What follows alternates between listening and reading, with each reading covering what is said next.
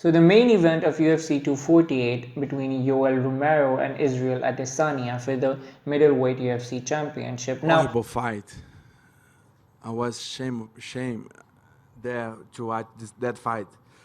coming into this fight, I thought this was going to be a banger of a fight because it was between an absolute athletic freak and a person who has like a PhD in striking in Israel Adesanya. Now, it was a lackluster fight to say the least. I'm not saying that I wasn't captivated or intrigued during the whole fight. For the whole 25 minutes, I wasn't bored, not even for a single second, because it's not sometimes about what you are doing in the octagon, it's about what you can do, and both of them were capable of pulling out something ridiculous. I mean, Yoel Romero could have hit Adesanya with a flying knee and knocked his lights off, and Adesanya could have head kicked Yoel Romero into the sixth dimension. Now, none of those things happened, but it might have, it didn't, but it might. That's why I was actually intrigued during the whole fight and I was actually captivated. But looking back at the fight in retrospect, it wasn't a very interesting fight. But what was interesting was the aftermath of the fight, because immediately after the fight, Yoel Romero started blaming Israel Adesanya. Yoel in his post-fight interview said, "No, we want to fight.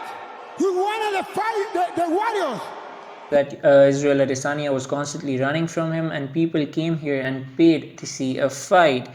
Now, after the fight, a lot of people on the internet, even the UFC fighters, some are blaming Yoel Romero, some are blaming Israel Adesanya for this lackluster fight.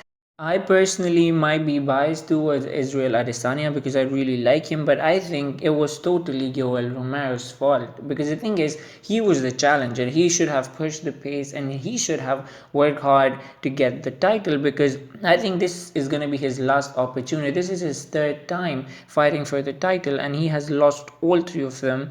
Yoel Romero was just not interested in the fight or the title, because even at the weigh-ins he was just staring at Israel Adesanya. While that was cool during the weigh-ins, but he did the exact same thing in the fight, which is just, I mean, the result is in front of all of us. And I mean, I think Yoel Romero had the audacity to go after Adesanya after putting in that kind of a performance, because the thing is, Adesanya was the champion and he did enough to get most of the rounds. I think he definitely won the fight via unanimous decision. I mean, and that was the correct call because he was the champion. He didn't need to do anything. I mean, Adesanya was fighting this smart fight. It wasn't entertaining, but it was smart because he was constantly keeping Yoel Romero at bay and he was doing just enough to win the rounds. Israel Adesanya did try to force something in the first round, but he got clipped, and after that, he just started playing smart, which was the right decision because obviously he was not gonna risk his title.